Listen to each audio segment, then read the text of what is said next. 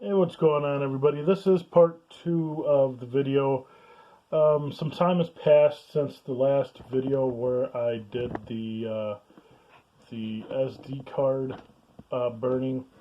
So if you look, it's 106. I actually finished.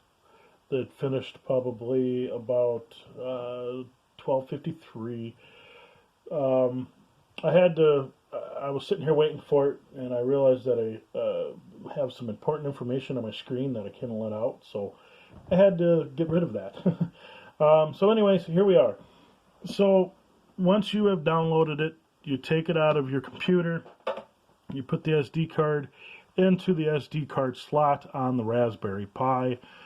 If you have a Raspberry Pi 3A Plus that looks just like this, if you notice, this does not have a LAN connection. You have to be on Wi-Fi.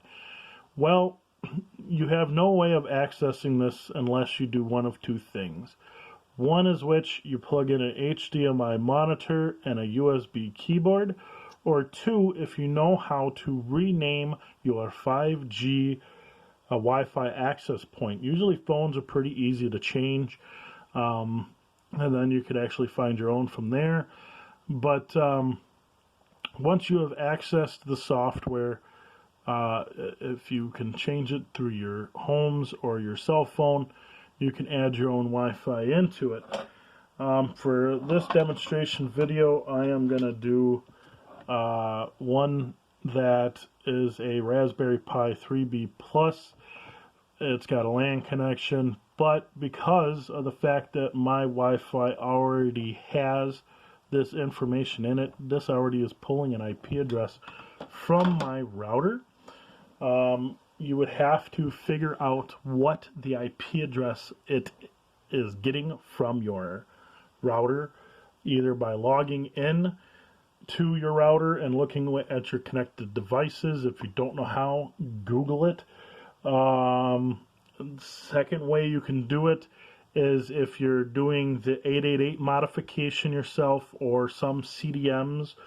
Radios will be plug and play if you are using the RIM MaxTrack. So if you are using either the RIM or you have to use the RIM, the MaxTrack, or a CDM, I think it is, a CDM 750 set up the same way as the 888s in the software. So those essentially would become a plug and play situation with minor configuring in the software. But if you are using one of those, it will just tell you over the air what the IP address is. Somehow you need to figure out what your IP address that Pi is getting. And if you log into it with using a HDMI and a keyboard, it actually tells you across the screen what IP it is getting. So let's get started with kind of how to set everything up here. So at the beginning of part 1, I mentioned that you will need to also install the MobaXterm. So we're going to open MobaXterm. Once we open up MobaXterm, I don't know if yours will ask for a password or not. I don't think that it does on the software. I accidentally updated the software on my computer, and now it's always wanting me to freaking put a password in, which I hate. I hate putting this password in all the time. I think the version that you guys have doesn't have that. So anyways, what you want to do is you want to start a new session. What you're going to do here is that IP address as to where it is at, you're going to put here. For some reason my keypad ain't working. There it goes.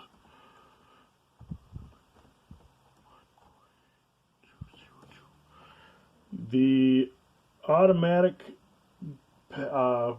login is root. You'll have to email for password. If you you have to, I'm sorry, not email, but you have to actually request access to link with us to get said password. But the port number is not 22, it is 222. Once you do all that, then if you did it correctly, it will ask you for the password because it's already been saved in here. It's not asking me for the password. And because this card has been booted a couple times, now this is a good thing too. I didn't realize it did this. If you unplug your card and you've plugged it back in a couple times, apparently the main menu option appears. But so anyways, when you put in, you'll have to put in the password. The password was already saved to this one, but so if you come into this screen, you're kind of in the wrong spot. Like I said, I didn't realize that if you were to plug it in and then unplug it and then plug it back in and unplug it, plug it back in, whatever, that this screen comes up. I thought it would be our main screen. Apparently when you unplug it, it kind of messes with it. But it is okay. All you have to do is go to option number 3.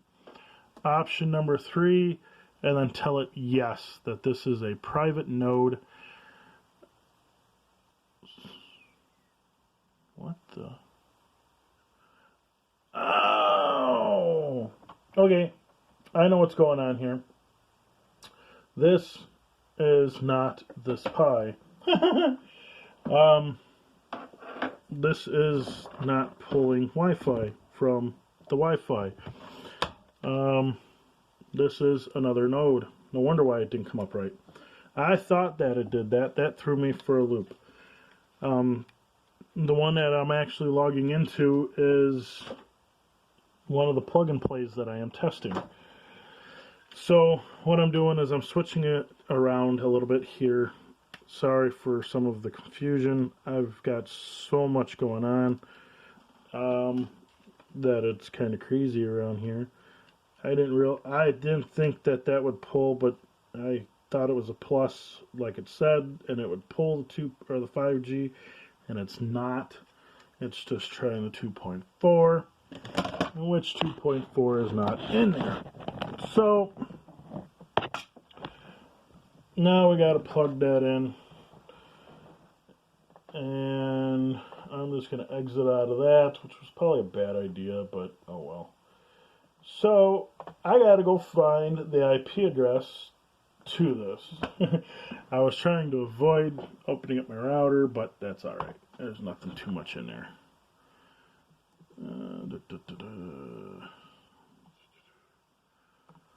All right.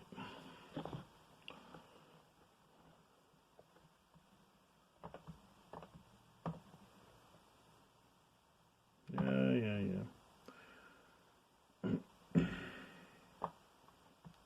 All right.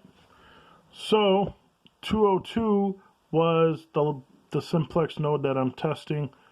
205 is the one that I currently want. All right. So sorry for the little confusion there. Like I say, pull your SD card out of your computer, put it in here into the Pi, and then you open up a new session, and then you put in, sorry, I don't like cutting. I'm not cutting again. 192.168.1.205. I thought it was odd that it didn't ask for the password or anything, and it just let me right in, and then it started making sense when it told me 625. All right, so you get the recap of how you do it anyways. Ta-da! So there it is. This is the actual breakdown of it. And so here it is. You read these questions. Do you want to continue? Yes. At this point, you